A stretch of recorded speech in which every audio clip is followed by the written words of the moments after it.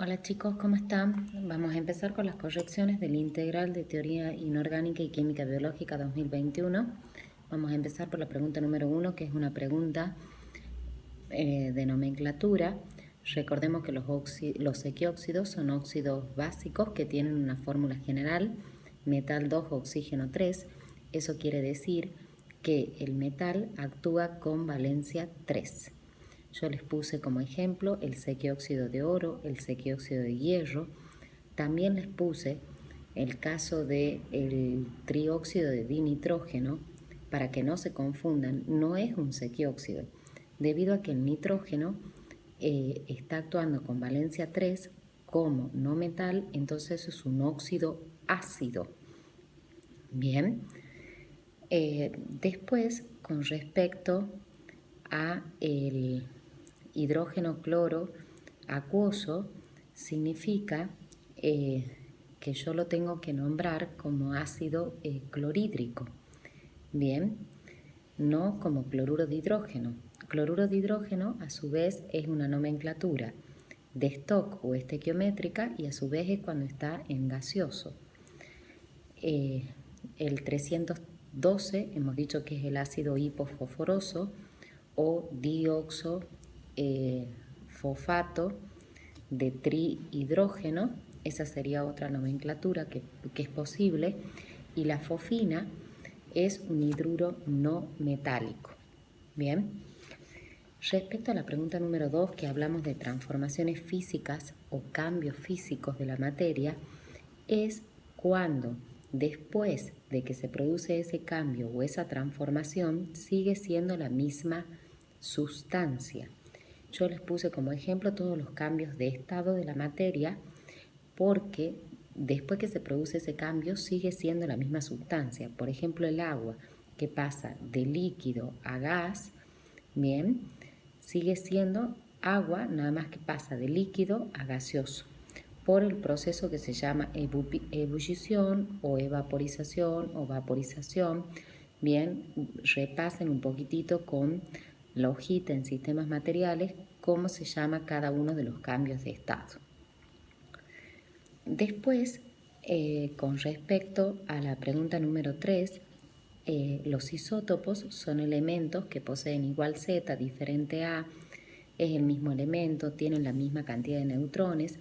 Les puse como ejemplo los del hidrógeno, bien, el protio, el deuterio y el tritio, para que veamos que solamente difieren en los neutrones y tienen igual Z y diferente A. También le puse isótopos del magnesio y del carbono para que veamos como ejemplo y repasemos un poquito.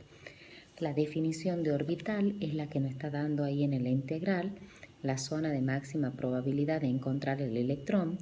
Recuerden que yo siempre lo explico con la mamushka, nivel, subnivel, orbital, y ahí se encuentra el electrón.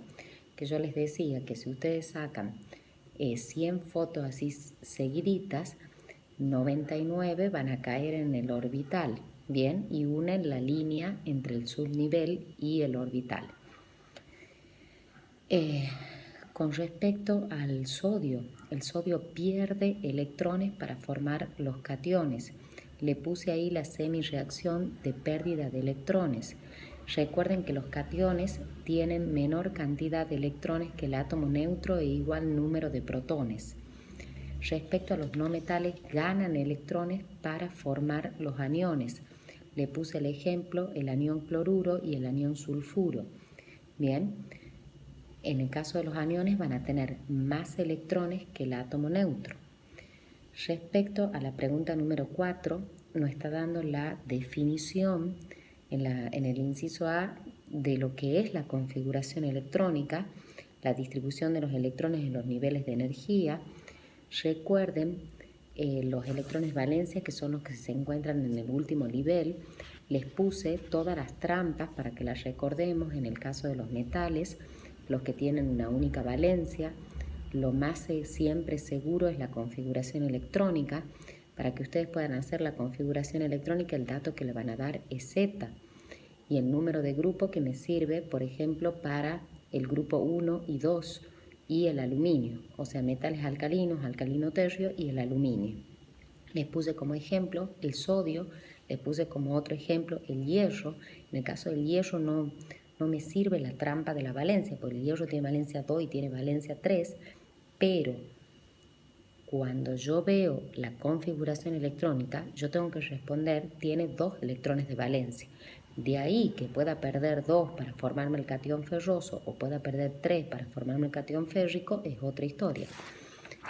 Respecto a los no metales, hemos dicho que ganan electrones, las trampas eran las valencias mayor, la configuración electrónica, o sea, los electrones que estaban en el último nivel, y el número de grupo. Les puse como ejemplo el flúor y el cloro para que veamos. Después, para saber cuántos orbitales hay completos o no, se debe hacer el diagrama de energías como les he enseñado. Y a su vez, las configuraciones electrónicas externas hay que saberlas de memoria. De los halógenos, NS2, NP5, metales alcalinos, NS1, metales alcalinotercios, NS2, y el helio tiene una configuración electrónica, un S2, pero todos los demás tienen NS2, NP6. Respecto a la pregunta número 5, que hablamos de uniones químicas. La definición de A está bien, está incompleta, pero es correcta. ¿Por qué? Porque son las uniones, o las fuerzas de atracción que mantienen unidos a los átomos entre sí, bien, dentro de un compuesto. Pero también yo puedo ampliar diciendo que son las fuerzas que mantienen unidas a varias moléculas entre sí. Con respecto a el hidrógeno, debe llenar su último nivel de 2 electrones, pero todos los demás elementos de 8 electrones. Entonces esa palabra todo me hace que yo diga que es incorrecta.